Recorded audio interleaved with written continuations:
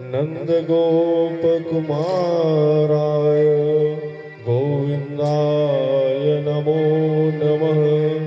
व्यासाय विष्णुरूपाय व्यासरूपाय विष्णवे नमो वै ब्रह्मनिधे वासिष्ठाय नमो नमः। श्री पुराण पुरुषोत्तमाय नमः। व्यासदेवाय नमः। प्रेम से बोलो भाग्य बिहारी लाल की जय। श्रीमद्भागवत महापुराण की जय। व्यास नारायण भगवान की। एक बार दोनों हाथ उठा के जय जय श्री राधे। मंगलमय आरती की तैयारी करिए।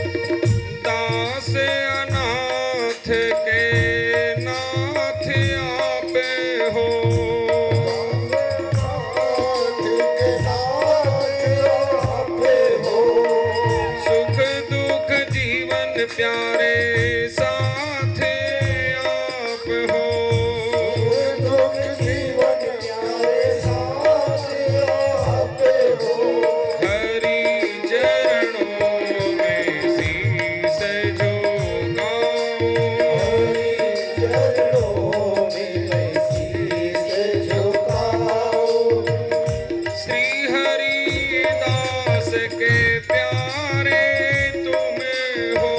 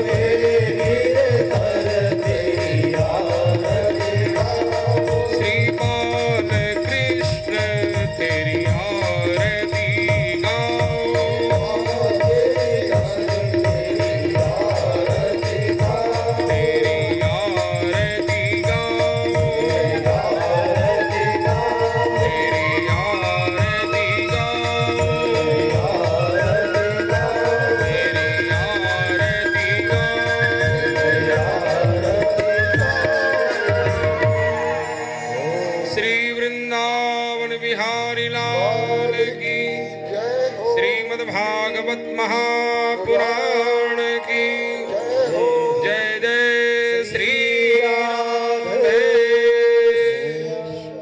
चंद्रमा मनुषो जातचक्षो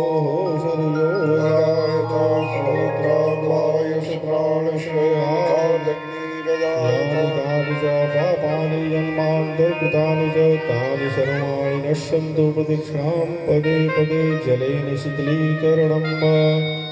सबको आरती दिखाएंगे। अतिथिगण आए हुए हैं, आप सब सादर आमंत्रित हैं। महाराज जी का पुष्पहार से स्वागत कर आशीर्वाद प्राप्त करेंगे। हम लोगों ने लगातार 6 दिनों तक भागवत की कथा श्रवण की है। तो जो हमने भाव से भगवत कथा श्रवण किया है, जो भी हमने सत्कर्म पुण्य कर्म किया है, तो भगवान श्री बिहारी जी के चरणों में हम सब यही प्रार्थना करें कि हे प्रभु, उन समस्त कर्मों का फल हमें आपके चरणों में प्रीति प्रेम प्राप्त हो। कर्म के अनुसार हम जिस योनि में जन्म लें, आपके चरणों में हमारा प्रेम बढ़ता रहे। जहि जोनि जन्मो कर्मवश तह कृष्ण पद अनुरागम। ऐसा भगवान से आप सब प्रार्थना करें, ताली सेवा करते हुए।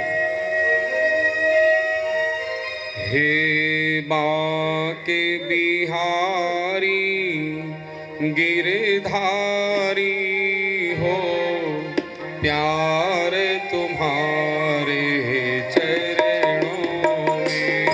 हे बांके बिहारी गिरधारी हो, प्यार तुम्हारे चरणों में। नटवर मधुसूदन बनवारी हो, भक्ति तुम्हारे चरणों में।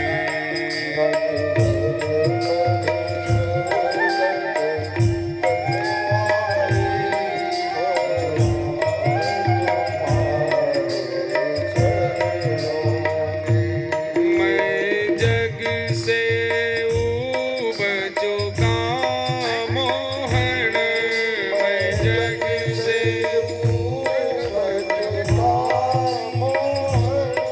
सब जग को परख चुका सोहन।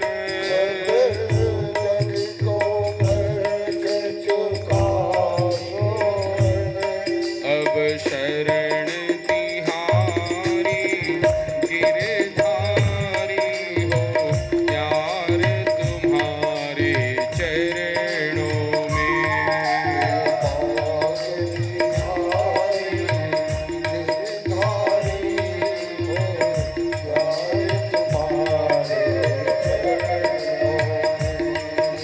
भाई सुतदार कुटुंबी जन, भाई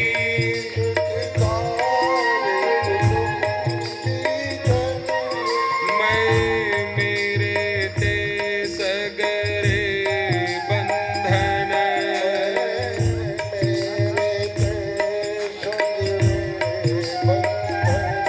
सब स्वार्थ के हैं संसारी हो, प्यार तुम्हारे चरणों में।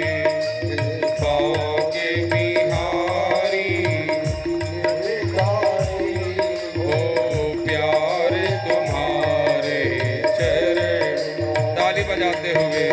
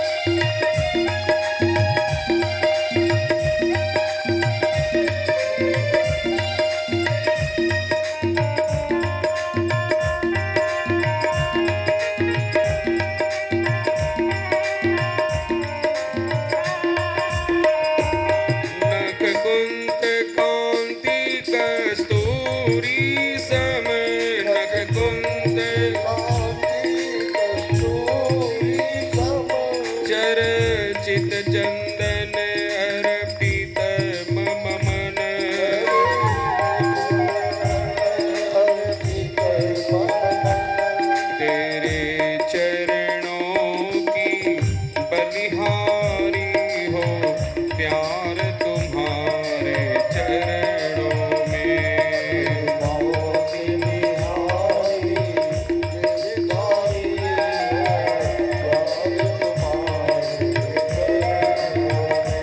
पापी आजापी नर नारी,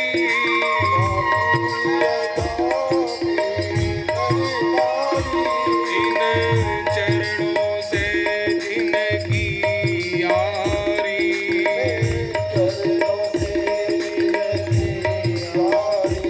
उनके हरि हो तुम भयहारी हो, प्यार तुम्हारे चरणों में।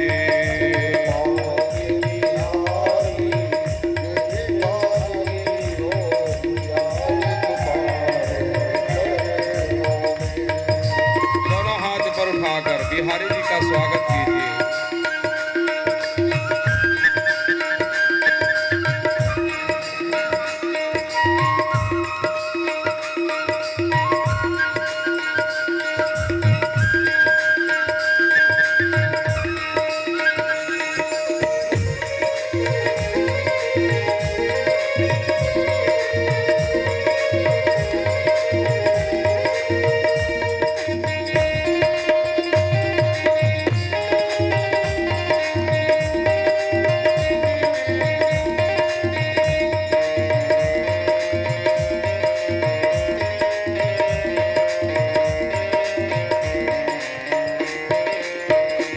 मैं सुख में रहूं चाहे दुख में रहूं, कांटों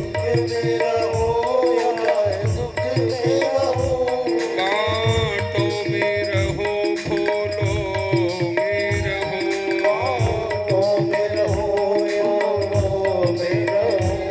घर में बन में जहां भी रहूं हो, प्यार तुम्हारे चरणों में।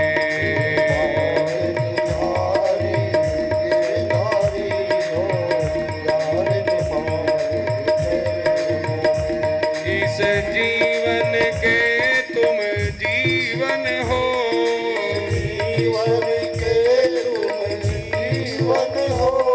हे श्याम तुम ही मेरे धन हो,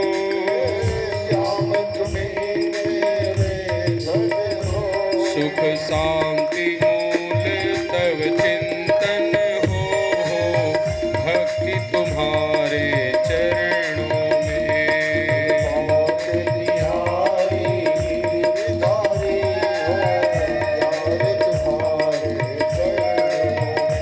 मन के मंदिर में आओ तुम, मन के मंदिर नस नस में श्याम समाओ तुम,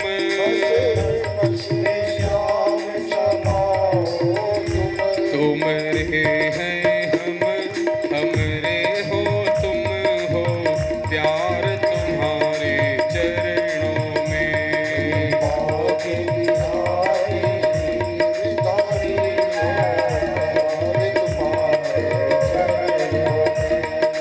मेरे बांके बिहारी के चरण कमल का ध्यान करते हुए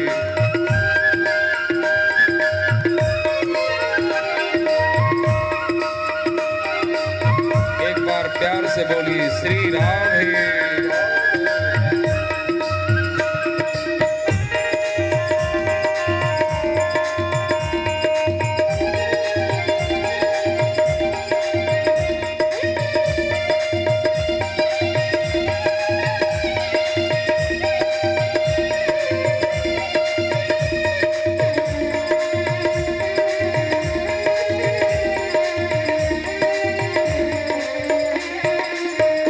जय जय राम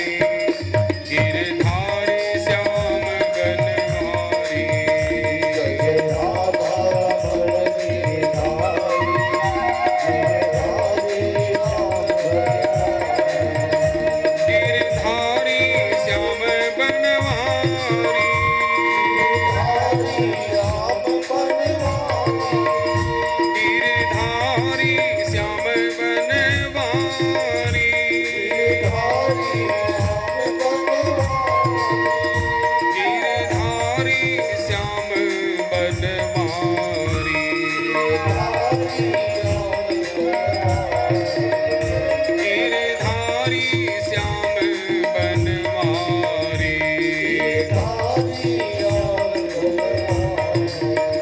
जय जय राधा जय जय राधा जय जय राधा रमण गिरधारी गिरधारी श्याम बनवारी। जय जय राधा भाव से गाइए। जरा मीठी मीठी ताली बजाते हुए मेरे बिहारी जी के स्वागत के लिए।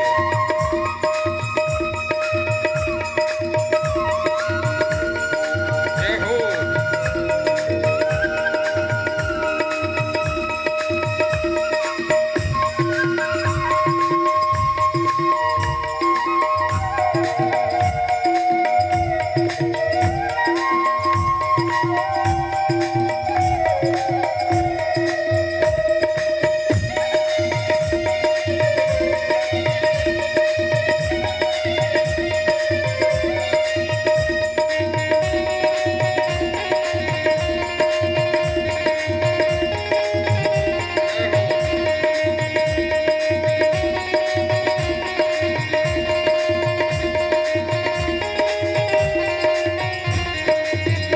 जय जय राधा रमण गिरधारी गिरधारी श्याम बनवारी।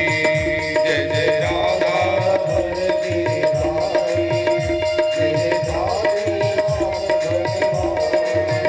गिरधारी श्याम बनवारी। गिरधारी श्याम बनवारी।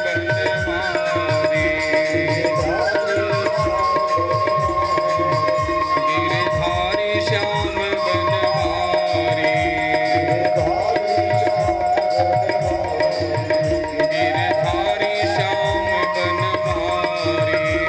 गिरधारी श्याम बनवारी। ओ गिरधारी श्याम बनवारी।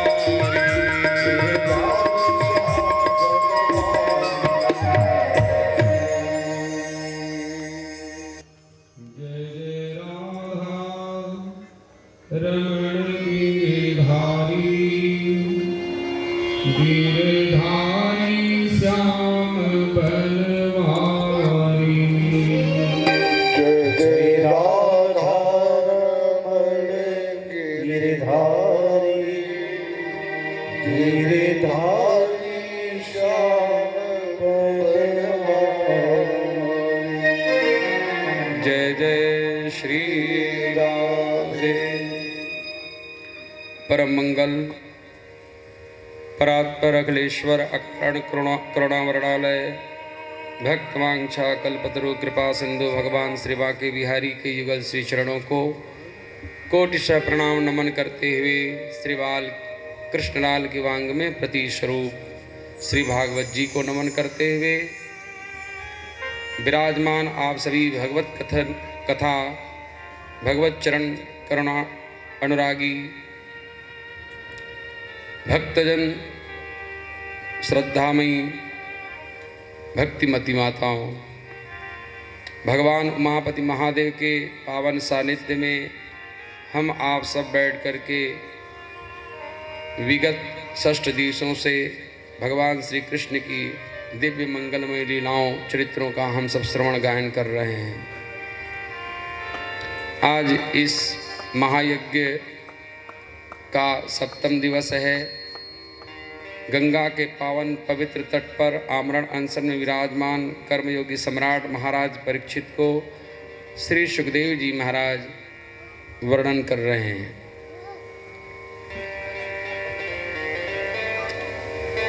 महाराज परीक्षित को श्राप मिला है कि 7वें दिन तक्षक सर्प के डसने से मृत्यु हो जाएगी।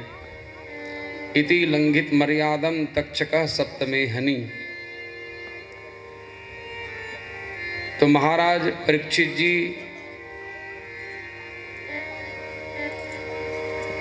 को ये पता है कि मेरी मृत्यु कब होने वाली है। प्रेम से बोलो श्री राधे। 7 दिनों में ही मेरी मौत होने वाली है। लेकिन भैया हमको तो पल का भी खबर नहीं है कि कब हम इस दुनिया से विदा होंगे और 7 दिन में ही हमारी मौत होगी। 8वां कोई दिन होता ही नहीं है। कभी भी हमारी मौत हो सकती है, इसलिए मृत्यु को हमेशा याद करते रहो। मृत्यु और भगवान दो को कभी भूलना नहीं। मृत्यु अकाट सत्य है,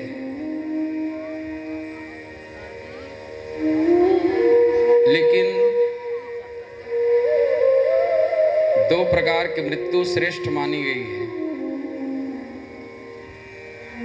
जो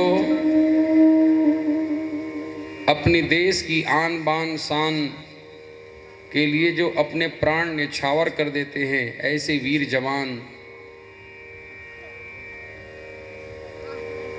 जो वीर गति को प्राप्त होते हैं, उनकी मृत्यु सर्वश्रेष्ठ है। जो देश की रक्षा के लिए अपने प्राण गंवाते हैं, जो देश के लिए, धर्म के लिए अपना प्राण न्यौछावर करते हैं, उनकी मृत्यु श्रेष्ठ है। और जो भगवान का चिंतन करते हुए, भगवत ध्यान करते हुए, अपने मन, बुद्धि और चित्त को प्रभु में समर्पित करते हुए जो अपने देह से प्राण का त्याग करता है, उसकी मृत्यु श्रेष्ठ मानी गई है। समर मरण पुनि सुर सरितीरा, राम काज छड़ भंग शरीरा। हजारों लोग मरते हैं प्रतिदिन, लेकिन भैया मरो तो ऐसा मरो कि फिर मरना ना होए। प्रेम से बोलो श्री राधे। मरो तो ऐसे मरो कि फिर मरना ना होए। यह तब संभव है जब यह जीव भगवत चिंतन करता है, भगवत ध्यान करता है, भगवान के चरण कमल का आश्रय लेकर के जब अपने देह का त्याग करता है, तो फिर वह जीव फिर संसार में पुनः दोबारा जन्म नहीं लेता।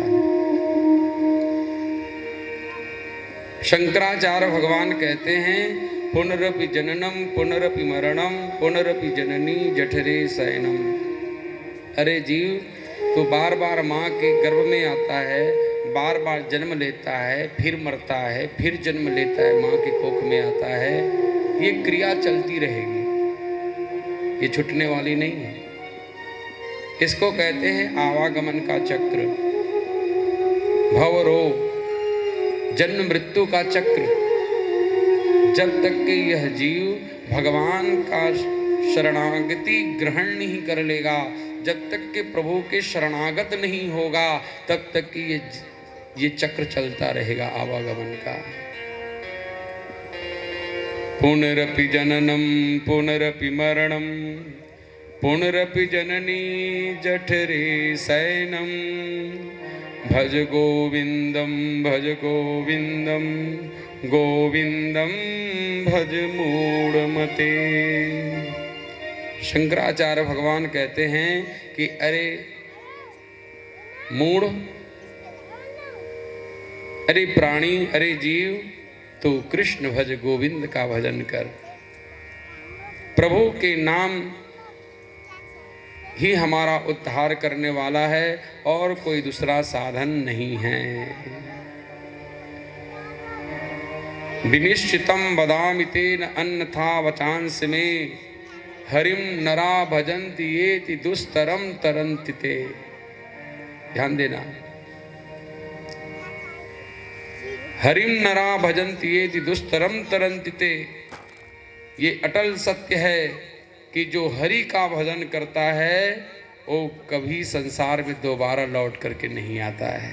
वो भगवान के श्री विग्रह में जाकर के लीन हो जाता है, उसकी आत्मा भगवान में मिल जाती है। और बिना भगवान के भजन के जीव का उद्धार नहीं होने वाला भाई। चाहे जल को मत करके आप घी प्राप्त कर सकते हो, एक बार संभव है। कोई रेत को उसको पेर करके उससे तेल भी निकाला जा सकता है, एक बार संभव है, लेकिन भगवान के भजन किए बगैर जीव का उद्धार नहीं है। ये अटल सिद्धांत है। बारी मथे घृत होय बरु सिकता ते बरु तेल, बिनु हरि भजन न भवतरिय यह सिद्धांत अपे। इसलिए भगवान का भजन हमारे जीवन में बहुत आवश्यक है। जैसे हमको जीने के लिए भोजन की आवश्यकता है, जल की आवश्यकता है, इसी प्रकार से आत्मा की शांति के लिए भगवान की कथा की आवश्यकता है, भगवान के भजन की जरूरत है। क्योंकि आत्मा का भोजन है भगवान की कथा।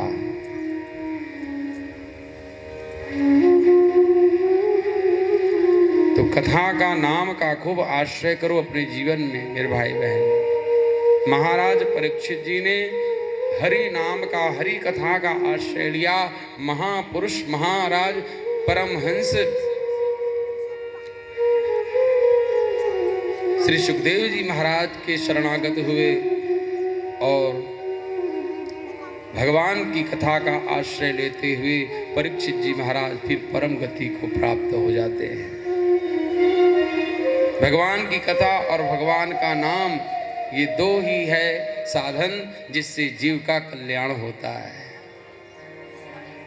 जीव का उद्धार होता है।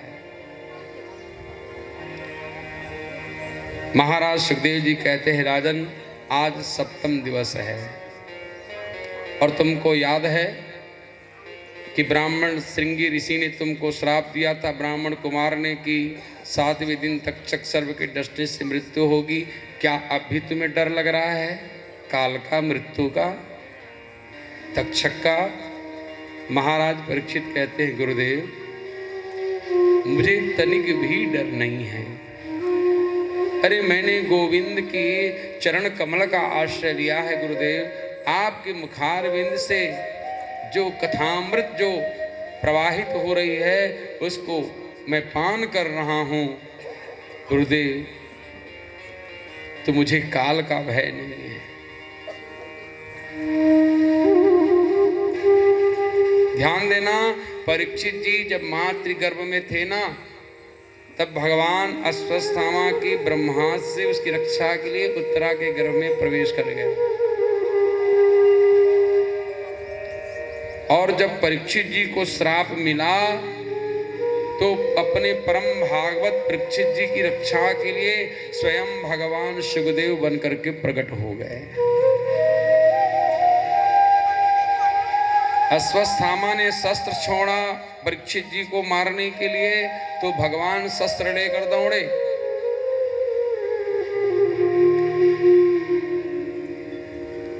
और ब्राह्मण कुमार ने वाग वज्र चलाया, वाग वज्र विसर्ज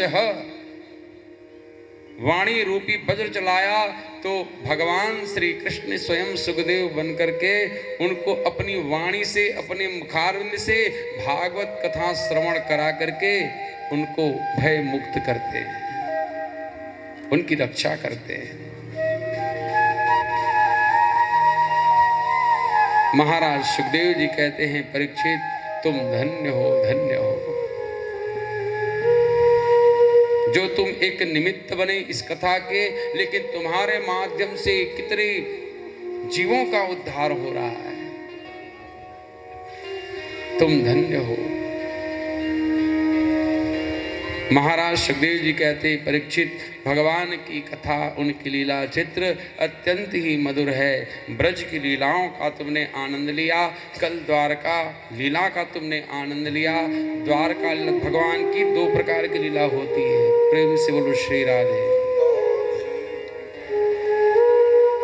एक लीला होती है माधुर्य लीला और दूसरी लीला होती है ऐश्वर्य लीला। माधुर्य और ऐश्वर्य, ध्यान देना।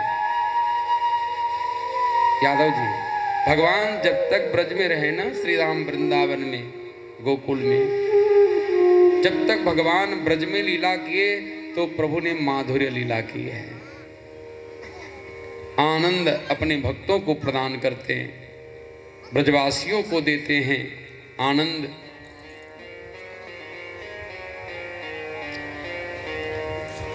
अहो भाग्यम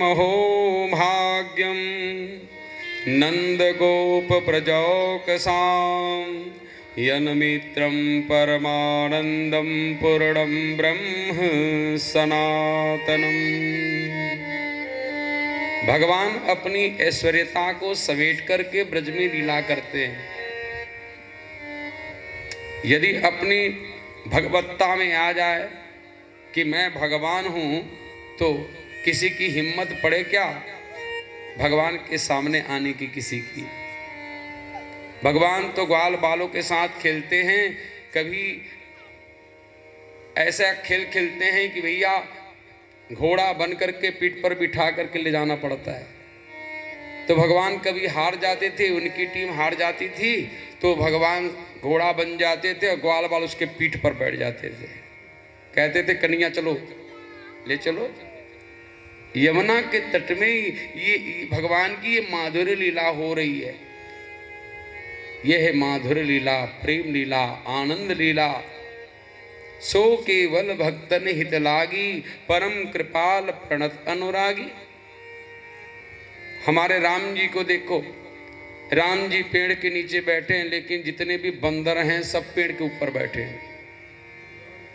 लक्ष्मण जी को बड़ा क्रोध आया। लक्ष्मण जी ने कहा कि भैया देखो इन बंदरों की धृष्टता।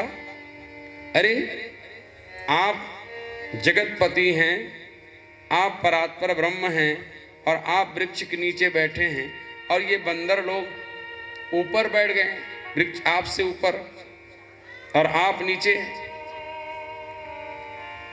भगवान श्री राम ने कहा कि लक्ष्मण खबरदार, इसको बंदर मत कहना, ये सब संत हैं।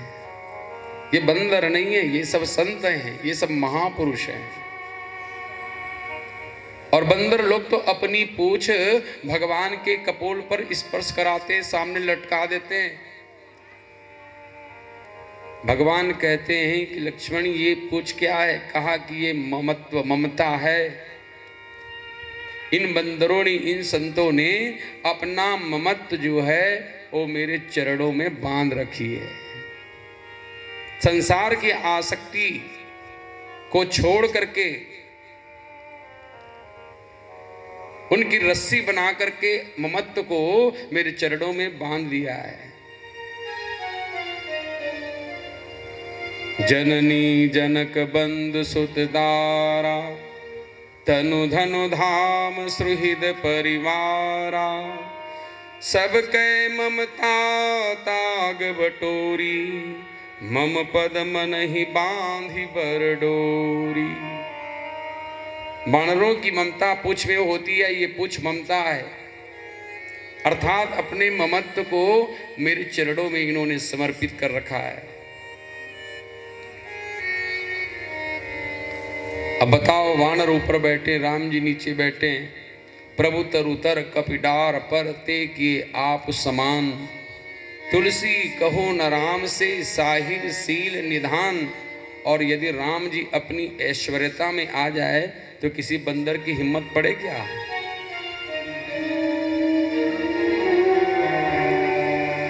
भगवान ये माधुर्य लीला कर रहे हैं, भक्तों को आनंद दे रहे हैं। व्यापक विश्व रूप भगवाना, जय धरि देह चरित कृत नाना। सो केवल भक्तन हित लागी, परम कृपाल प्रणत अनुरागी।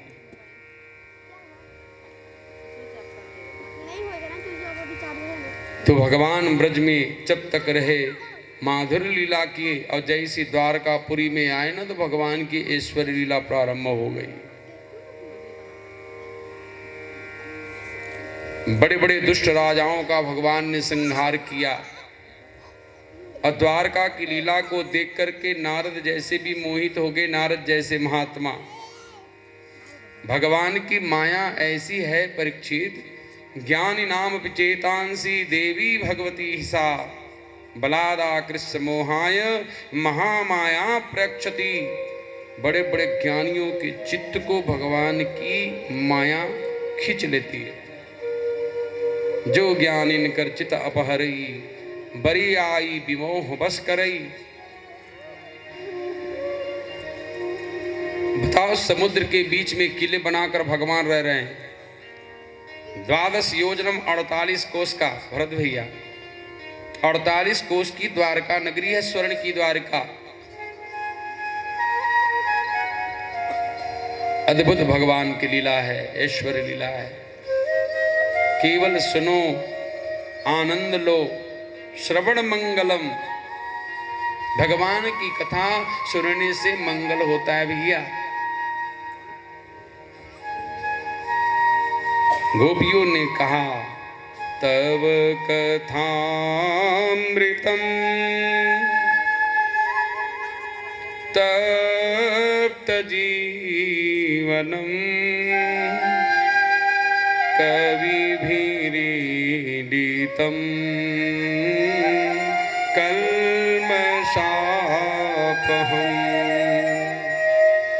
श्रवणमङ्गलम् श्रीमदाततं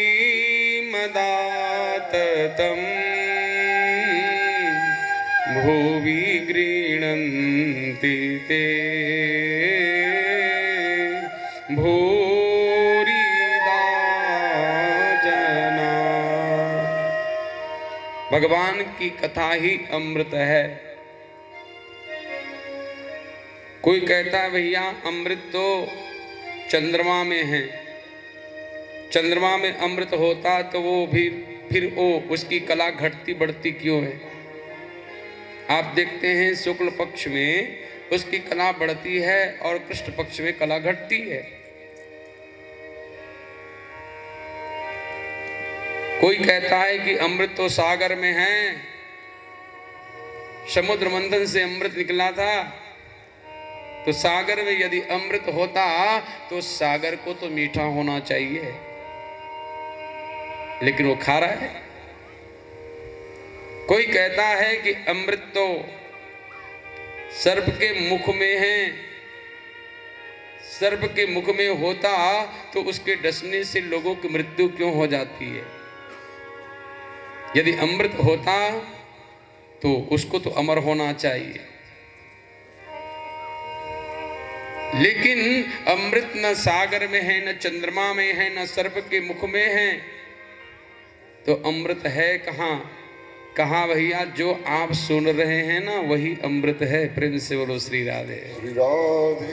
ये गोविंद की कथा, बाकी बिहारी की कथा, भागवत की कथा, श्री राम कथा, यही अमृत है।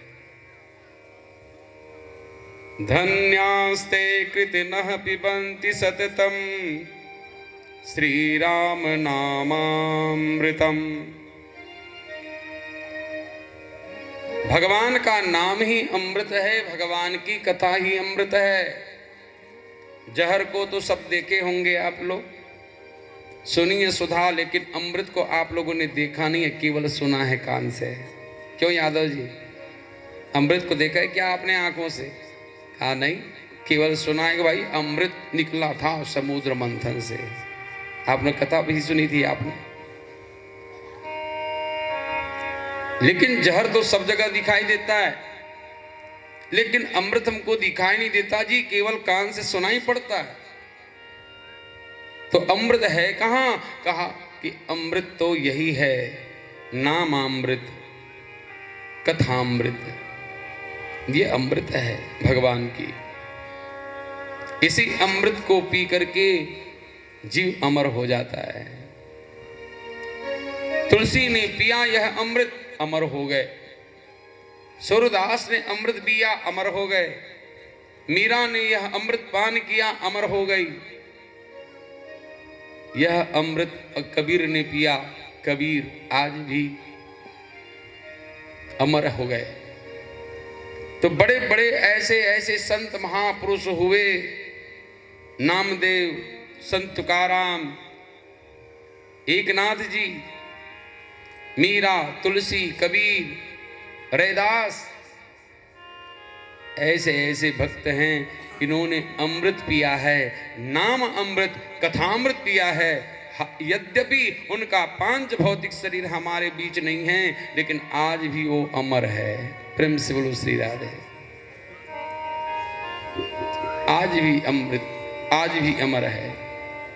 सोई वसुधा तल सुधा तरंगिणी, भय भेषज भव भेक भुवंगनी। भगवान की कथा ही अमृत है, नाम ही अमृत है। इसलिए इस अमृत को निरंतर पान करते रहो। तृप्ति का अनुभव कभी मत करना। मैं कल भी निवेदन किया था, भगवान की कथा में अतृप्त रहो। प्यास बनी रहनी चाहिए, और कथा सुने, और कथा सुने, और नाम जप करें।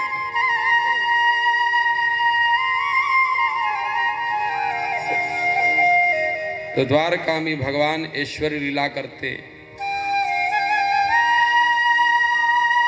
भगवान के परम मित्र श्री सुदामा जी महाराज कल भगवान के लिए चिवड़ा लेकर के आए थे भेंट देने के लिए। लेकिन मेरे प्रभु तो प्रेम के भूखे हैं, वस्तु थोड़ी देखते हैं। प्रेम का भूखा हूं मैं, भाव ही एक सार है। प्रेम से मुझको भजे, तो भव से बेड़ा पार है। अन्न धन और वस्त्र भूषण दे तो मैं लेता नहीं। बिना भाव के यदि अन्न वस्त्र आभूषण कोई अर्पण करे तो मैं उसे स्वीकार नहीं करता। और कोई भक्ति से, श्रद्धा से थोड़ी सी वस्तु यदि कोई मुझे भेंट कर देना तो मैं उसे बहुत मानता हूं, उनको प्रेम से खाता हूं, स्वीकार करता हूं। राम ही केवल प्रेम प्यारा, जान ले हो जो जाननी हारा।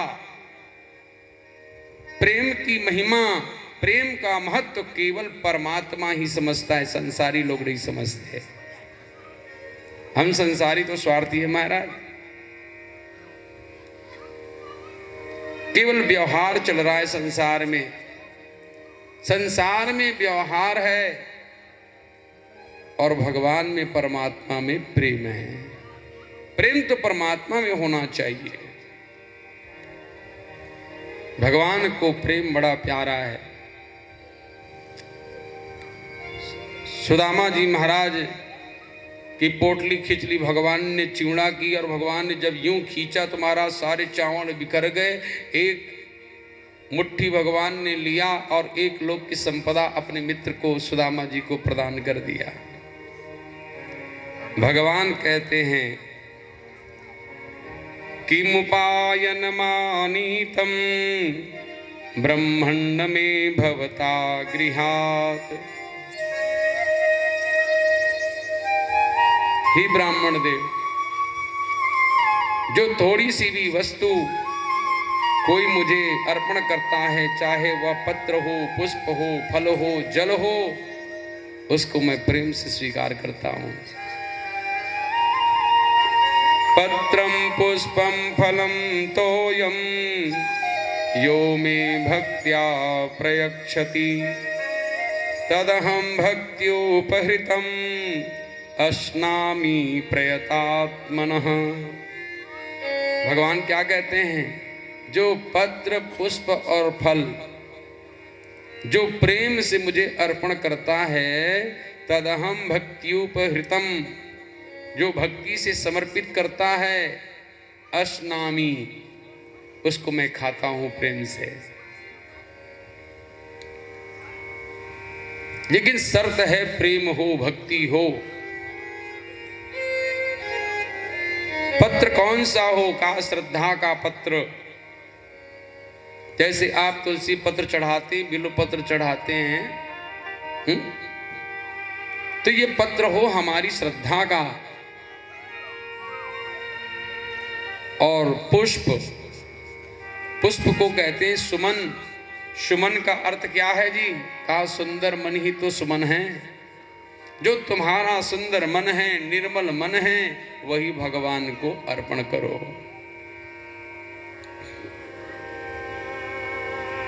निर्मल मन जन सो मोहि पावा, मोहि कपट छल छिद्र न भावा। सुंदर मन, निर्मल मन भगवान को प्रिय है, लेकिन सारी गंदगी तो हमने अपने मन में ही भर रखी है। प्रेम से बोलो श्री राधे। जितनी भी गंदगी है, कीचड़ है, सब हमारे मन में है। और जब हमारा हृदय ही पवित्र नहीं है तो भगवान कहां से आए? प्रभु का अनुभव कैसे हो? अरे भैया, आप जहां कूड़े करकट हो ना, वहां रहना पसंद नहीं करते। भरत भैया, मान लो कमरे में कूड़ा करकट हो तो क्या आप रहोगे उस कमरे में? क्या करोगे? जल्दी सफाई करोगे। भाई कमरा साफ होना चाहिए। हमारा हृदय तो पहले से ही गंदा है, तो गंदे जगह में भगवान कैसे रहेंगे? जब हम रहना पसंद नहीं करते, जहां गंदगी है, तो भगवान हृदय में कैसे रहेंगे? इसलिए मन को निर्मल करो, मन को, हृदय को पवित्र करो। और मन निर्मल कब होगा? कहा अधिक से अधिक नाम जाप करने से। नाम जाप करो। श्री कृष्ण गोविंद हरे मुरारे, हे नाथ नारायण वासुदेव। जो भगवान का नाम आपको प्रिय है, आप उसका जाप करो। मन शुद्धैन विद्यते। भगवान के नाम जाप से ही मन शुद्ध और पवित्र होता है। तो सुमन का अर्थ है सुंदर मन प्रभु को अर्पण करें। पत्रम पुष्पम, और फल का, फल भगवान का हम अर्पण करते हैं। फल जैसे सेव का फल, केले का फल, नारियल, श्रीफल, हम भगवान का अर्पण करते हैं ना। तो ये फल कौन सा हो? भगवान कहते हैं ये फल हो समस्त कर्मों का फल। हम जो कुछ भी कर्म करते हैं, उस कर्मों के फल को हम भगवान को अर्पण कर दें। तेरा तुझको अर्पण क्या लागे मेरा। तो यह माने जल होता है भैया, भगवान को जल अर्पण करो। देखो हम तो भगवान शिव जी को लोटी भर भर कर नहलाते हैं। भगवान को हम जल से खूब नहलाते हैं, लेकिन भगवान क्या इन जल से तृप्त होते हैं क्या? तो कौन सा जल चाहिए? आपके आंखों के जो प्रेमाश्रु धारा है ना, उसी से मेरे प्रभु का अभिषेक करो। 2 बूंद प्रभु को याद करके आपके आंखों में अश्रु यदि प्रवाहित हो, तब समझना भगवान का अभिषेक हो गया। तो जल हो आंखों के अश्रु का, प्रेमाश्रु का। श्रद्धा का पत्र अर्पण किया द्रौपदी जी ने, और सुंदर फल सुमन अर्पण किया किसने? गजेंद्र ने। जब गजेंद्र ने आवाज लगाई ना, भगवान को आर्तनाद किया, ओम नमो भगवते तस्मै यत एत चिदात्मकम पुरुषायादि बीजाय परेशाया विधीमहि। जब गजेंद्र ने भगवान को पुकारा तो भगवान दौड़ करके चले आए, और जैसे ही भगवान आए गरुड़ पर बैठ करके, तो एक कमल का पुष्प सूंड से तोड़ करके उस गजेंद्र हाथी ने भगवान को अर्पित कर दिया। नारायण खिल गुरु भगवन नमस्ते। हे नारायण, हे अखिल गुरु, हे जगत गुरु, आपको मैं प्रणाम करता हूं। मेरे पास कुछ है नहीं, ये फूल अर्पण है आपके चरणों में। नारायण अखिल गुरु भगवन नमस्ते। भगवान प्रसन्न हो गए। फूल अर्पण किया गजेंद्र ने, श्रद्धा का पत्र अर्पण किया द्रौपदी जी ने, और फल अर्पण किया है माता सबरी जी ने। बताओ। राम जी जब 14 वर्ष वन को गए ना, तो देखो मां सबरी के आश्रम पर पहुंच गए। लेकिन मेरे राम जी को ऐसा लगा भैया मैं मां कौशल्या के आंगन में पहुंच गया हूं, मानो मां कौशल्या मुझे खिला रही है। ताहि दे गति राम उदारा, ताहि दे गति राम उदारा, ताहि दे राम उदारा, सबरी के आश्रम पगुधारा, सबरी के आश्रम पगुधारा, सबरी देखी राम गृह आए, सबरी राम गृह आए, मुन के बचन समुझि जिय भाए,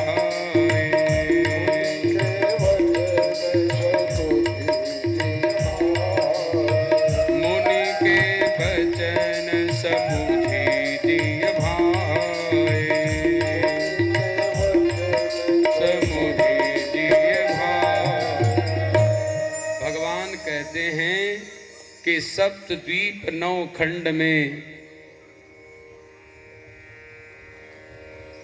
केवल मैं 2 ही बार तृप्त हुआ हूं। एक मां सबरी के जूठे फल से और दूसरे विदुरानी के केले की छिलके से। सुदामा जी अपने परम भागवत के तंदुल भेंट से मैं प्रसन्न हुआ, तृप्त हुआ। माता सबरी के आश्रम पर राम जी महाराज आए तो माता सबरी बहुत प्रसन्न हो गई, भगवान के चरणों में गिर पड़ी, लिपट गई और सुंदर राम जी को भोग लगाती है। कंद मूल फल सुरस अति दिए राम कहु आनी,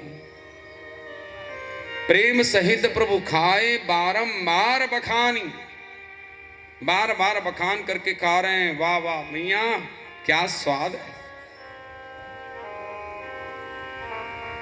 जब भगवान राम 14 वर्ष के बाद आए ना अयोध्या, तो माता कौशल्या ने विचार किया मेरा राम 14 वर्ष तक केवल कंदमूल फल खाया है, इसके लिए तो मैं 56 भोग बनाऊंगी, अपने हाथों से खिरपुड़ी बनाऊंगी, अपने लाला राम को खिलाऊंगी।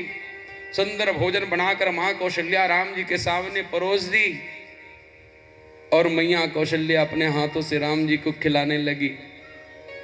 राम जी खाते जा रहे हैं, खाते जा रहे हैं, खाते जा रहे हैं। माता कौशल्या सोच में पड़ गई, इतना प्यार से मैं भोजन बनाई हूं, लेकिन एक बार भी मेरे राम प्रशंसा नहीं कर रहे हैं कि माँ भोजन आज अच्छा बना है। अरे प्रशंसा तो करना चाहिए। 14 वर्ष के बाद मैं पकवान खा रहा हूं, 56 भोग खा रहा हूं, लेकिन माता कौशल्या जब राम जी कुछ नहीं बोले, प्रशंसा नहीं की, भोजन की, तो माता कौशल्या स्वयं पूछ बैठी, कहा राम बेटा आज भोजन कैसे बना है? राम जी ने कहा मां आपके हाथ से बना हुआ ये भोजन बड़ा स्वादिष्ट है, लेकिन बुरा मत मानना मां, जो माता सबरी के जूठे बीर में स्वाद मिला वो तुम्हारे हाथ के बनाए हुए भोजन में नहीं मिल रहा है, उसके सामने फीका है।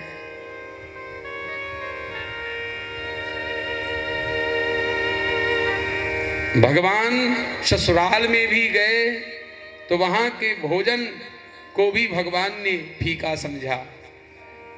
माता सबरी के जूठे बेर की वहां भी प्रशंसा करी। जानत प्रीति रीति रघुराई, घर गुरु गृह प्रिय सदन सासुरे, भई जब जब पहुनाई, तब तब कही शबरी के फलन की रुचि माधुरी न पाई, जानत प्रीति रीति रघुराई। भगवान श्री राम को सुंदर कंदमूल फल खिलाती है, प्रेम में रस में डूब करके, और बड़े भाव से भगवान खा रहे हैं, जूठे बेर खा रहे हैं। माता सबरी कहती है कि मैं अधम नारी हूं, कैसे आपकी स्तुति करूं। राम जी कहते हैं माँ आप माँ हैं, मैं आपका बेटा हूं। अरे माँ बेटा की स्तुति थोड़ी करती है, मैं बेटा हूं आपका, मैं स्तुति करूंगा। बेटे को माँ की स्तुति करनी चाहिए, तो नवदा भक्ति के रूप में राम जी माँ सबरी की स्तुति कर रहे हैं। मानो नवधा भक्ति कहो तो ही पाही, सावधान सुनु धरु मन माही। प्रथम भगति संतन कर संगा, दूसरी रति मम कथा प्रसंगा। तो फल अर्पण किया माता शबरी ने, जूठे वेद प्रेम से भगवान खाए, बारंबार बखाने। और तोयम कहते हैं जल अर्पण किया है रंती देव नाम के भक्त ने, राजा ने। ये परम भागवत थे महाराज, भागवत में इसका प्रसंग है 9वें स्कंद में। रंती देव 48 दिनों तक ये भूखे थे, इनकी पत्नी इनके बच्चे भूखे रहे 48 दिनों तक। इन्होंने अपना सारा राजपाट वैभव संपत्ति सब कुछ दान में दे दिया, परोपकार में, दिन दुखियों में बांट दिया, सेवा में लगा दिया। लेकिन स्वयं रंती देव ब्राह्मण, हरे कृष्ण, रंती देव के पास खाने को अन्न नहीं है, पहनने को वस्त्र भी नहीं, और ये तो जंगल में भी निकल गए, दर दर भटक रहे हैं, कुछ खाने को मिला नहीं। 48 दिन हो गए, देखो दैव योग से उसको भोजन मिल गया एक दिन। और जैसे ही भोजन करने के लिए बैठे महाराज, उसी समय एक ब्राह्मण आ गया अतिथि के रूप में, कहा महाराज भूखा हूं, भोजन चाहिए। तो एक भाग पत्नी के लिए, एक बच्चे के लिए, एक अपने लिए ब्राह्मण आया अतिथि के रूप में, तो एक भाग दे दिया, ब्राह्मण को खिला दिया। जैसे फिर खाने को तैयार हुए, इतने में एक शूद्र चला आया। शूद्र ने कहा महाराज मैं भी भूखा हूं, मुझे भोजन चाहिए। रंती देव ने देखो ब्राह्मण को भी वो भोजन खिला दिया, और रंती देव ने उस शूद्र को भी भोजन खिलाया। अब कुछ भोजन बचे, अब जैसी खाने को पत्नी पुत्रों के साथ तैयार हुए, इतने में ही एक चंडाल आ गया। प्रेम से बोलो श्री राधे। वो भी कुत्ते को साथ में लेके, कहा महाराज भूखा हूं, मेरा कुत्ता भूखा है, प्यासा हूं, मुझे जल चाहिए। महाराज रंती देव ने वह जल वह भोजन चांडाल को अर्पण कर दिया। श्री कृष्णार्पणम अस्तु। अरे मेरे द्वार पर जो भी आया है ना, वो मेरे भगवान का रूप है, अतिथि देवो भव। तो रंती देव ने जल अर्पण कर दिया। तब उसी समय इंद्रादिक देवतागण ब्रह्मा विष्णु महेश तीनों देव प्रकट हो गए, और रंती देव को कहा कि महाराज तुम धन्य हो, धन्य हो, तूने अपनी परवाह नहीं की, इतने दिनों तक भूखे रहे और पूरा भोजन जल तुमने अर्पण कर दिया अतिथियों को। हम ब्राह्मण नहीं है, हम शूद्र नहीं है, हम तो वेश बदल कर आए थे तुम्हारी परीक्षा के लिए, हम तुम पर प्रसन्न हैं, वर मांगो, क्या चाहिए तुम्हें। तब रंती देव ने भगवान से यह वर मांगा कि प्रभु आप ये वर दे दो कि संसार के जितने भी प्राणी हैं उनका दुख मुझे मिल जाए और मेरे जीवन का सारा सुख उनको प्राप्त हो जाए। बताओ ऐसा कोई मांग सकता है? समस्त प्राणियों का दुख मुझे मिले और मेरे जीवन का सुख उनको प्राप्त हो जाए। ऐसे रंती देव ने भगवान को जल अर्पण किया और भगवान तृप्त हो गए, प्रसन्न हो गए। तो भगवान कहते हैं जो प्रेम से श्रद्धा से पत्र पुष्प फल अर्पण करता है उनको भाव से मैं खाता हूँ। पत्रम पुष्पम फलम तोयम यो में भक्त्या प्रक्षति। और विद्राणी देवी ने तो इतने प्रेम में भाव में डूब गई कि कन्हैया को केले का छिलका खिलाने लग गई। महाराज केले का छिलका। विदुर जी महाराज बाजार गए हैं मिठाई लाने, मेरे कन्हैया आ रहे हैं घर में, उनकी आ भगत के लिए दूध दही माँ, क्योंकि उनको माखन प्रिय है, तो माखन की व्यवस्था के लिए मिठाई लेने बाजार गए। और विदुर जी महाराज इधर गए हैं बाजार, इधर कन्हैया पहुंच गए। और जैसी दरवाजा खटखटाया, कहा काका जी दरवाजा खोलिए। उसी समय सुलभा देवी स्नान कर रही थी। जैसी गोविंद की आवाज सुनी कि द्वार पर मेरे बांके बिहारी पहुंचे हैं, दौड़कर आई और भगवान द्वारकाधीश दरवाजा जैसी खोलती है, द्वारकाधीश सामने खड़े, प्रेम में भाव में डूब गई। भगवान ने कहा कि काकी भूख लगी है, कुछ खाने को है? अब विदुरानी सोच में पड़ गई, अपनी कन्हैया को क्या खिलाऊं, कुछ है नहीं घर में। तब पीछे केले का पेड़ था जी, और उस केले के फल को तोड़ करके ले आई कन्हैया के भोग के लिए। और इतने प्रेम में भाव विभोर हो गई, डूब गई कि भगवान के लिए आसन भी जो पीढ़ा रखती है ना, वो उल्टा बिछा देती है। कन्हैया को कहती है बैठ जाओ। और इतने प्रेम में डूब गई कि केले की छिलका तो निकाल रही है, तो जो गिरी भाग है, गुदा भाग है, वो फेंक रही है और छिलके को ऐसे खिला रही है। कन्हैया भी खाते जा रहे हैं, खाते जा रहे हैं। दोनों प्रेम में पागल हैं, भक्त भी और भगवान भी। भगवान बड़े चाव से प्रेम सिखा रहे। इतने में विदुर जी महाराज आए मिठाइयां लेकर के, दही लेकर के। अब जैसी देखा विद्राणी तो छिलका खिला रही केले की, कहा कि अरे विद्राणी ये तू क्या कर रही है? अरे सुलभा मेरे कन्हैया को केले की छिलका खिला रही है, ये मिठाइयां लाया हूं, ये दही खिलाओ मेरे गोपाल को। तो भगवान कृष्ण ने कहा कि काका जो स्वाद इस केले के छिलके में मिल रहा है ना, ये स्वाद आपके बाजार की इस मिठाइयों में नहीं है।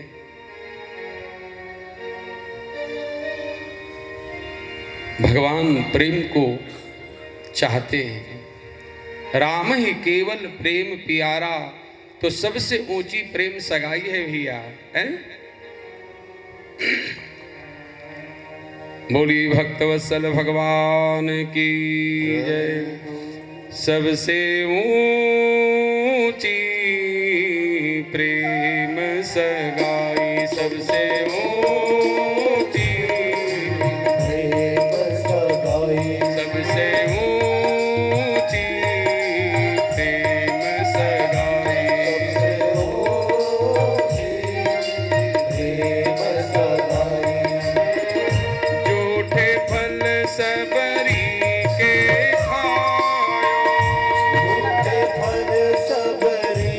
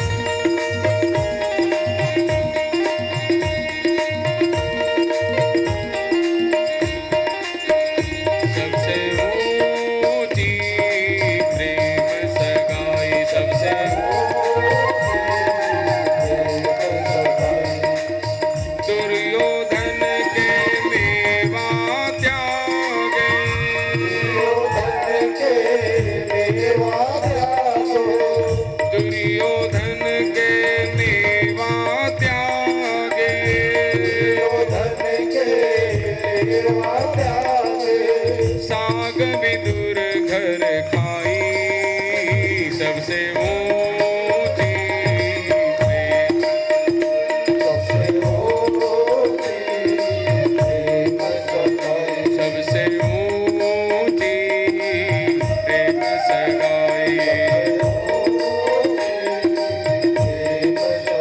जय हो।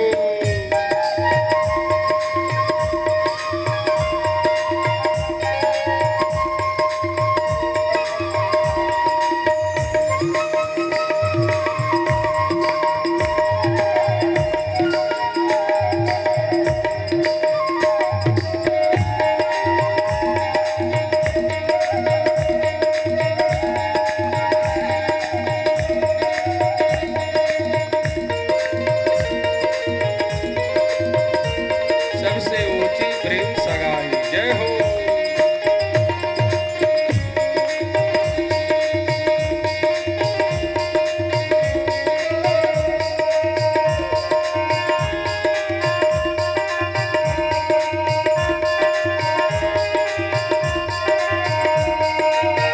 ऐसी प्रीत बढ़ी वृंदावन, ऐसी प्रीत बढ़ी वृंदावन, ऐसी प्रीत बढ़ी वृंदावन, ऐसी प्रीत बढ़ी वृंदावन, गोपियन नाच नचाई, सबसे ऊंची प्रेम सगाई, प्रेम सगाई, सबसे ऊंची प्रेम सगाई। जय हो।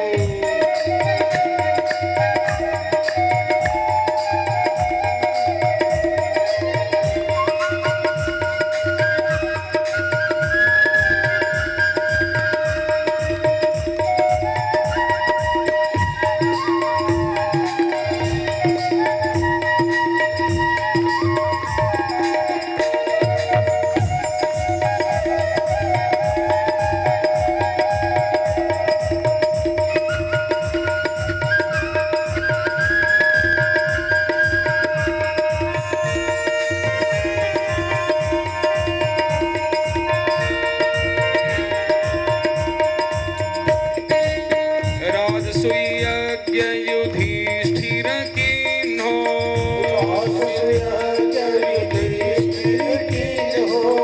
राजसूय यज्ञ युधिष्ठिर कीन्हो,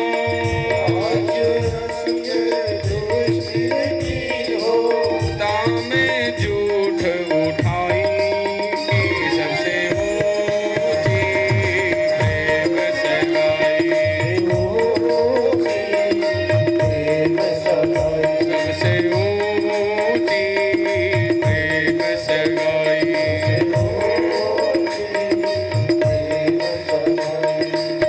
ऐसी सुर क्रूर इस लायक नाही, सुर क्रूर, सुर क्रूर इस लायक नाही,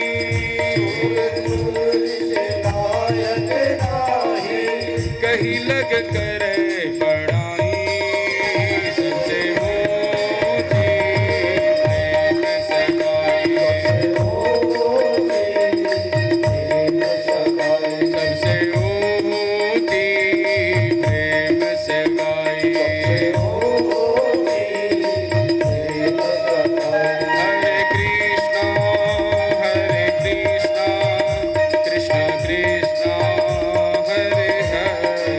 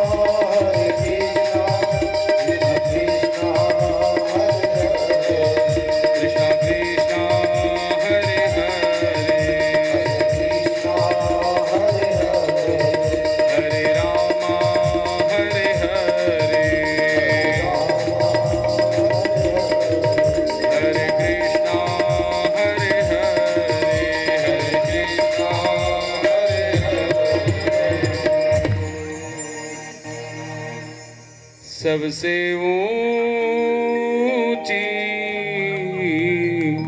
प्रेम सगाई, सबसे ऊंची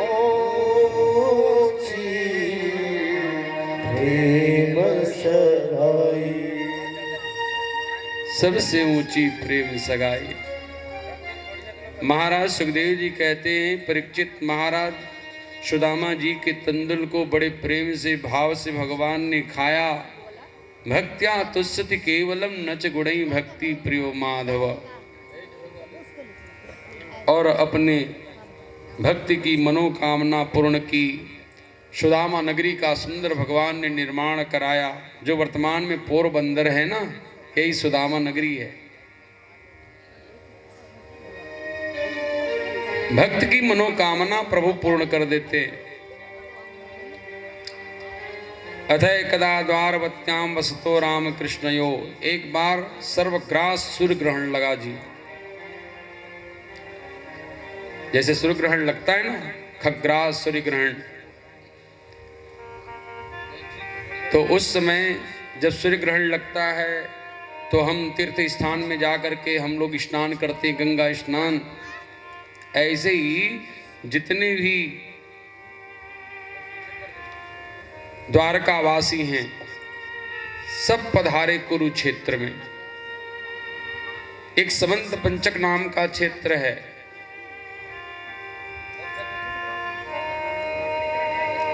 जहां पर भगवान परशुराम जी ने यज्ञ किया था, और इस कुरुक्षेत्र में सब पधारे सूर्य ग्रहण के समय। इधर से ब्रज से नंद बाबा यशोदा सब ब्रजवासी पधारे। उधर इंद्रप्रस्थ से समस्त पांडव गण आए हैं, द्रौपदी आदि, युधिष्ठिर आदि।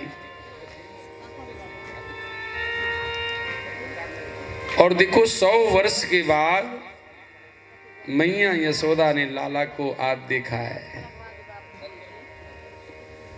कन्हैया श्याम सुंदर को मां यशोदा ने अपने हृदय से लगा लिया। परस्पर एक दूसरे से मिलते हैं। एक प्रेम आनंद का वातावरण बन गया कुरुक्षेत्र में। भगवान श्री कृष्ण गोपियों से भी मिलते हैं, और गोपियों को भगवान ने सुंदर ज्ञान दिया।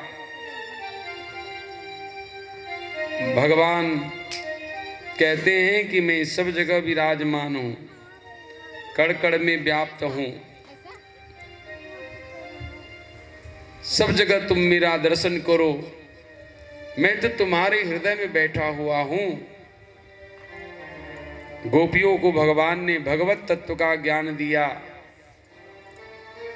गोपियां भगवान के ध्यान में, उसके स्वरूप में ऐसी तन्मय हो गई कि भगवान में ही उनके स्वरूप में लीन हो गई। प्रेम से बोलो श्री राधे। ये उच्च कोटि, ये भक्ति की आचार्या है। भगवान ने गोपियों को कहा कि गोपियों तुम लोग तो प्रेम की ध्वजा हो, ध्वजा।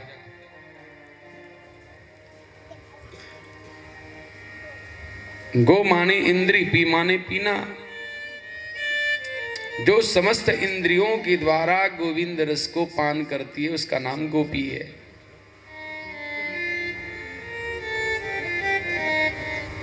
जब तक के गोपी भाव ना हो तब तक के हम भगवान कृष्ण के प्रेम को नहीं प्राप्त कर सकते। गोपी कोई स्त्री नहीं है, ध्यान देना। गोपी माने एक भाव है। गोपी माने प्रेम, गोपी माने भक्ति, गोपी माने समर्पण, गोपी माने त्याग। जो केवल श्री कृष्ण के लिए ही अपना जीवन समर्पित कर देती है वो गोपी है। जिनका खाना पीना सोना चलना बैठना प्रत्येक क्रिया गोविंद के लिए है। गृहे गृहे गोपवधू कदम्बा सर्वे मिलित्वा समवाप्य योगे पुण्यानि नामानि पठन्ति नित्यं गोविंद दामोदर माधवेति। या दोहन करते समय, दधि मंथन करते समय बच्चों को स्तनपान कराती है, सास ससुर की सेवा करती है, भोजन बनाती है, शरीर तो काम कर रहा है जी, लेकिन मन गोविंद में लगा हुआ है। गोपियां प्रेम की ध्वजा है। और कहते हैं कि यहाँ राधा रानी भी आई हुई थी, तो राधा रानी का दर्शन सबको प्राप्त हुआ, जिसका स्मरण भगवान नित्य किया करते हैं। राधा एक महाभाव है। राधा के हृदय में श्री कृष्ण है, कृष्ण के हृदय में राधा है। एक बार तो भगवान के मुख से सहसा निकल पड़ा राधा राधा।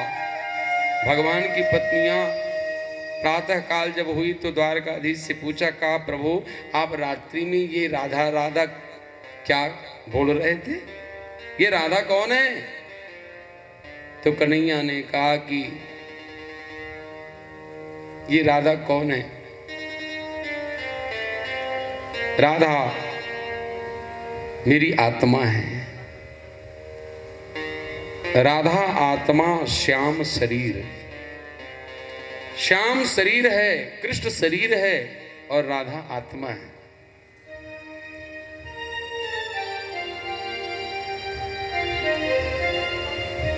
भगवान श्री कृष्ण ने कहा समय आएगा तब हम बताएंगे कि राधा कौन है, कितना वो हमें स्नेह प्रेम करती है। भगवान ने एक बार लीला की, भगवान पेट पकड़ करके करवट बदलने लग गए। भगवान की पत्नियां कहने लगी क्या हुआ महाराज? भगवान कहने लगे पेट में दर्द हो रहा है। इतने में श्री नारद जी महाराज पहुंच गए। अब तो द्वारका में भगदड़ मच गई महाराज। कन्हैया की तबीयत ठीक नहीं है, पेट में दर्द हो रहा है, क्या करे? वैद्य बुलाए गए, उपाय भी किए गए, लेकिन कन्हैया को कुछ हुआ तो था नहीं, वो तो नाटक कर रहे थे। कहा कि पेट दर्द कैसे ठीक होगा? तो कन्हैया ने कहा केवल एक उपाय है। कौन सा उपाय? भगवान कहते कोई यदि अपने चरण की धूली मुझे जल में मिला करके दे दे और उस जल को यदि मैं पी लूं तो मेरा पेट दर्द ठीक हो जाएगा। नारद जी महाराज को कहा, नारद जी महाराज तो भगवान के बड़े भक्त हैं, नारायण नारायण जाप करते रहते हैं। नारद जी से कहा, नारद जी आप ही अपनी चरण धूली दे दो, आप भक्त हो। नारद जी ने कहा, नारायण नारायण प्रभु ये काम हमसे नहीं होगा। अरे हम तो आपके भक्त हैं महाराज, कितना बड़ा हमको पाप लगेगा कि हम अपनी चरण की धूली आपको दें? ये ऐसा नहीं हो सकता। तो नारद जी महाराज ने भगवान की पत्नियों से कहा, तुम लोग तो बहुत प्रेम करती हो, कन्हैया से अपनी चरण की धूली दे दो ना। रुक्मणी, मितवृंदा, जामवती आदि सब रानियां खड़ी हैं, कहा कि अपनी चरण धूली दे दो। भगवान की पत्नियों ने कहा, नारद जी आप क्या कह रहे हैं? ये हमारे पति हैं और हम इनकी अर्धांगिनी हैं, हम कैसे अपनी चरण धूली इनको दे सकती हैं? नहीं नहीं, हमको तो नरक में जाना पड़ेगा। अब भगवान पेट पकड़ करके अब करवट बदल रहे हैं महाराज, करा रहे हैं। नारद जी भी चरण धूली नहीं दे रहे हैं, भगवान की पत्नियां भी नहीं दे रही हैं। भगवान ने कहा, नारद जल्दी करो जल्दी करो, दर्द बढ़ रहा है पेट का। तो कहा महाराज क्या करें? भगवान ने कहा कि जाओ श्रीधाम वृंदावन और जहां मेरी गोपियां रहती हैं, श्री राधा रहती है, वहां जाना और चरण धूली मांगना। नारद जी महाराज गए श्रीधाम वृंदावन और वृंदावन जब गए ना तो गोपियों को और राधा रानी को कहा कि हे श्री राधे, कन्हैया के पेट में दर्द है, चरण धूली मंगा रहे हैं, चरण की धूली को पान करते ही उनका पेट दर्द ठीक हो जाएगा।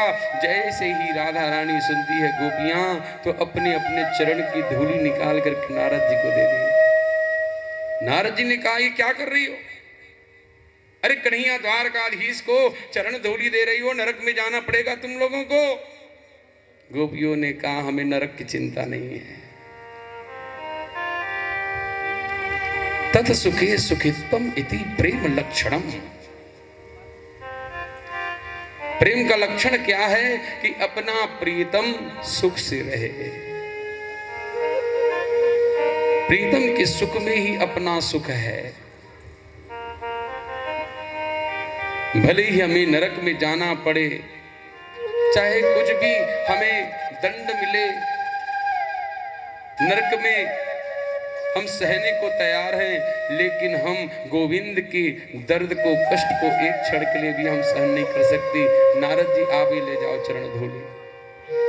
राधा रानी ने चरण धूलि दे दिए और गोपियों की चरण धूलि, राधा रानी की चरण धूलि लेकर नारद जी महाराज आए और कन्हैया को जल में मिला करके जैसी दिया, भगवान बैठ गए बिस्तर में, स्वस्थ हो गए। भगवान को तो कुछ हुआ था नहीं, भगवान तो केवल नाटक कर रहे थे। भगवान ने अपनी पत्नियों से कहा, देखा, पूछ रही थी ना राधा कौन है, ये गोपियां कौन है? ये मेरी गोपियां हैं, ये मेरी राधा है। तुम लोगों को नरक की चिंता थी, लेकिन उन लोगों ने सब दुख सहने को तैयार है, केवल वो चाहती हैं कि हमारा श्याम, हमारा कृष्ण सुख से रहे, सुखी रहे। ये प्रेम है। प्रेम में अपना सुख नहीं, प्रेम में तो अपने प्रीतम का सुख भाव रहता है। तो कुरुक्षेत्र में सब एक दूसरे से मिले, बड़ा आनंद का वातावरण। नंद बाबा को विदा किया है। इधर वसुदेव जी महाराज ने कुरुक्षेत्र में यज्ञ किया है। बड़े बड़े महात्मा आए हुए थे। सभी महात्माओं ने भगवान कृष्ण की महिमा बताई वसुदेव जी को। कहा कि वसुदेव जी जानते हो ये कौन है जो तुम्हारा पुत्र बनकर आया है? ये साक्षात ब्रह्म है, परमात्मा है जो तुम्हारे पुत्र बनकर आया है।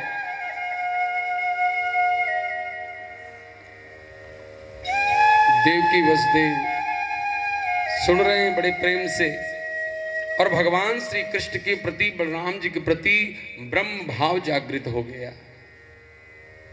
महात्माओं से कहा कि हे महात्माओं, कोई ऐसा कोई उपदेश करें, ऐसा कौन सा कर्म करें जिससे कर्म वासना समाप्त हो जाए। तो ब्राह्मणों ने कहा कि भाई सबसे बड़े कर्म क्या है? कहा जिस कर्म से भगवान प्रसन्न हो, वो सबसे बड़ा कर्म है। इसलिए यज्ञ करो, भगवान विष्णु को आहुति दो, और स्वयं श्री कृष्ण ही तो ब्रह्म है, परमात्मा है, तुमको कुछ करने की जरूरत नहीं है। लेकिन लोक संग्रह के लिए आपको यज्ञ करना चाहिए। वसुदेव जी ने कुरुक्षेत्र में यज्ञ किया, और फिर भगवान की वहाँ महिमा का जैसी जब चर्चा सुनी वसुदेव जी महाराज ने, तो देखो एक दिन भगवान प्रातः काल उठे और उठ करके अपने माता पिता को प्रणाम करने गए, वसुदेव और देवकी जी को। अथय कदात्मजौ प्राप्तो कृत पादाभिवंदनौ। माता पिता को प्रतिदिन भगवान प्रणाम करते थे। प्रातः काल उठ के रघुनाथा मात पिता गुरु नावहि माथा। माता पिता और गुरु को भगवान प्रातः काल प्रणाम करते, नमन करते, लेकिन आज के बच्चे को तो शर्म लगती है। प्रेम से बोलो श्री राधे। लाज आती है प्रणाम करने में। इसलिए अपने बच्चों को संस्कार दो। प्रणाम में सबसे, प्रणाम जो दूसरों को करता है, ये सदाचार की पहली सीढ़ी है। अपने से बड़ों का आदर करना। यदि ये गुण आ गया तो वो सबको अपने बस में कर लेता है। अपने सद्गुण से और अपने व्यवहार से सबको अपना बना लेता है। ध्यान देना, तुम 10 व्यक्ति से अकेले नहीं लड़ सकते। तुम्हारे पास दो हाथ हैं, लेकिन उनके पास तो 20 हाथ हो गए। तुम उनके साथ लड़ नहीं सकते, लेकिन इन 2 हाथों को जोड़ करके तुम 10 नहीं 10,000 लोगों को तुम अपना बना सकते हो। हाथ जोड़ करके, प्रणाम करके, नमन करके।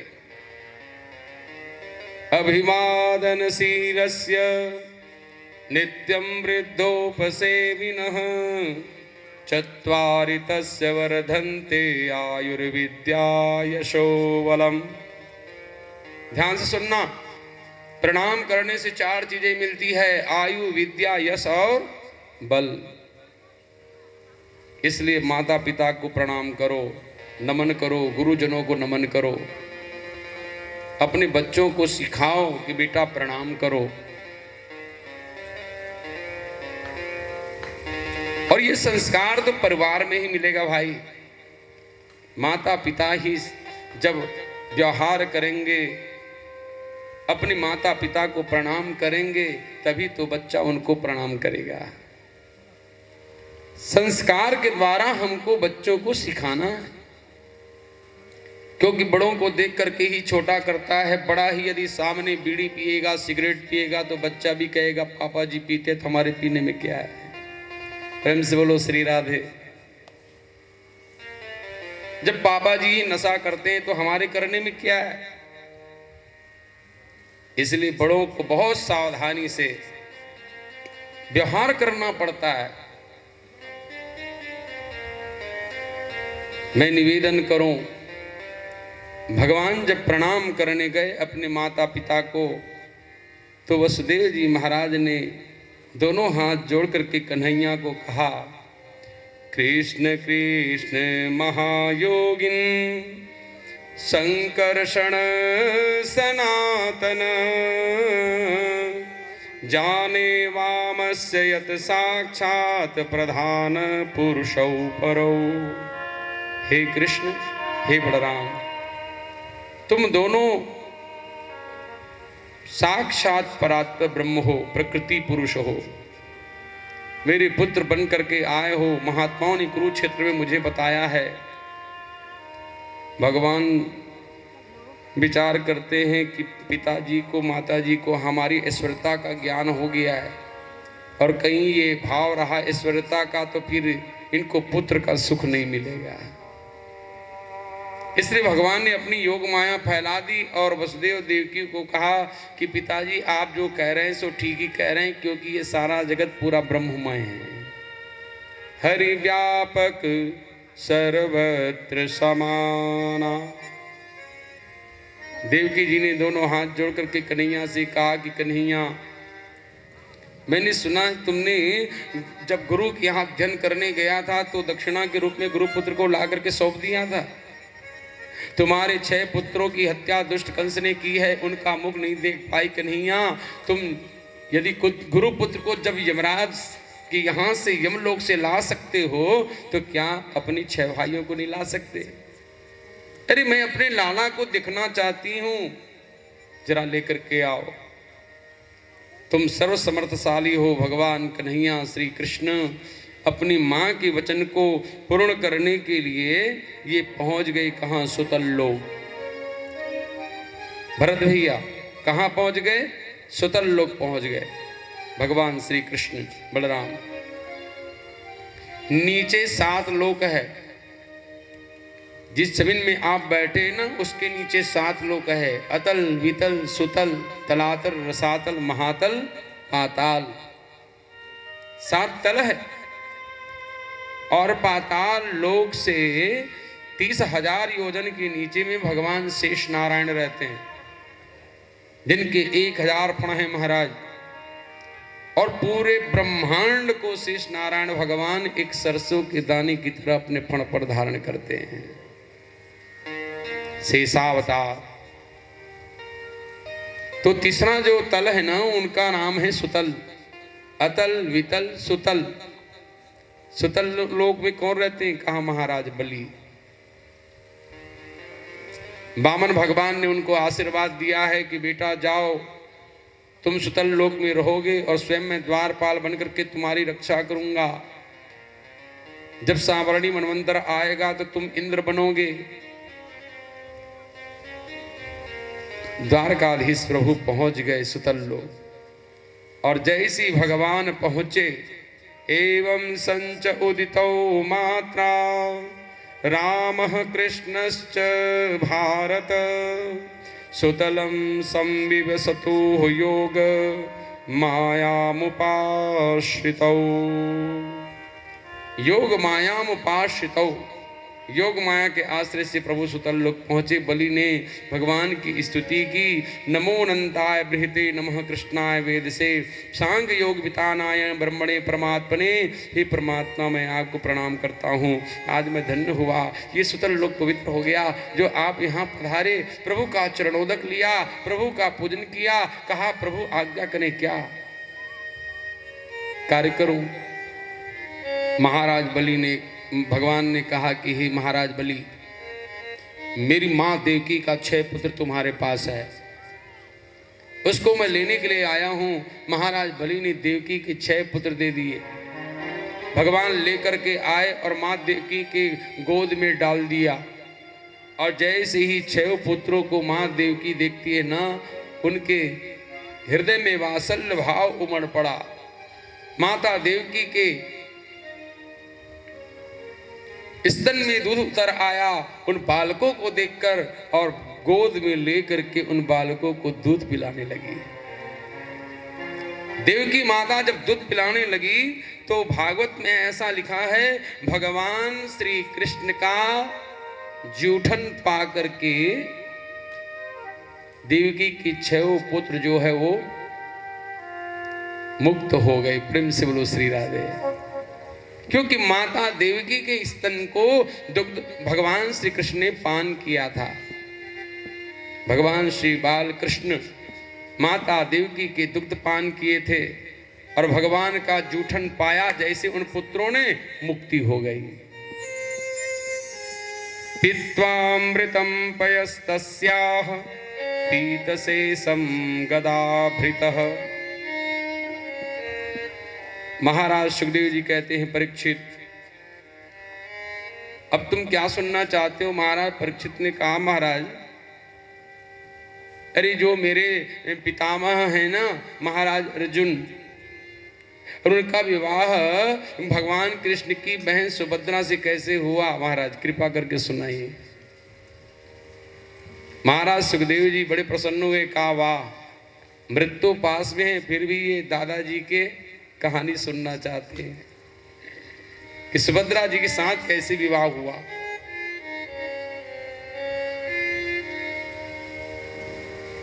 महाराज सुखदेव जी कहते हैं, राजन देखो अर्जुन जो है ना वो वनवास काल में थे। जैसे ही बलराम जी ने ये निर्णय लिया कि मैं अपनी बहन सुभद्रा का विवाह दुर्योधन से करूंगा, भगवान कृष्ण की इच्छा नहीं थी। भगवान कृष्ण ने विचार किया कि यदि मेरी बहन का विवाह यदि अर्जुन से हो जाए तो कितना बढ़िया, सब बात बन जाए। लेकिन बलराम भैया नहीं चाहते थे कि अर्जुन के साथ सुभद्रा का विवाह हो, दुर्योधन के साथ करना चाहते थे। तो भगवान श्री कृष्ण ने एक युक्ति निकाली, अर्जुन को आमंत्रित किया द्वारका में और अर्जुन को कहा, देखो अर्जुन तुम ऐसे ही मत आना भैया, ये महात्मा का वेश बना लेना, त्रिदंडी स्वामी है, त्रिदंडी स्वामी का वेश बनाकर, महात्मा का वेश बनाकर तुम द्वारकापुरी में आना। त्रिदंडी द्वारका मगात। और अर्जुन भगवान कृष्ण के कहने पर द्वारकापुरी पधारे भैया। और एक जगह उन्होंने डेरा डाल रखी थी, खूब भजन करते थे, सत्संग होता था, उनका नाम इतना हो गया, उनकी कीर्ति फैलने लगी द्वारकापुरी में। तो बलराम जी को भी पता चल गया, अरे द्वारका में तो कोई संत आए हैं, कोई त्रिदंडी स्वामी आए, बड़ी महिमा है उनकी। तो बलराम जी महाराज पहुंच गए, महाराज जी प्रणाम। अब अर्जुन तो थोड़ा सा डर गए, कहीं बलराम भैया दाऊ भैया हमको पहचान न ले। अर्जुन ने कहा कि आइए आइए। आशीर्वाद है, आशीर्वाद है। बलराम जी ने कहा महाराज बड़े सौभाग्य से आपका आगमन द्वारका में हुआ है, हमारे महल में भी आप पधारे हैं, भोजन प्रसाद ग्रहण करें, हम आपका स्वागत करना चाहते हैं। तो महाराज अर्जुन ने कहा अच्छा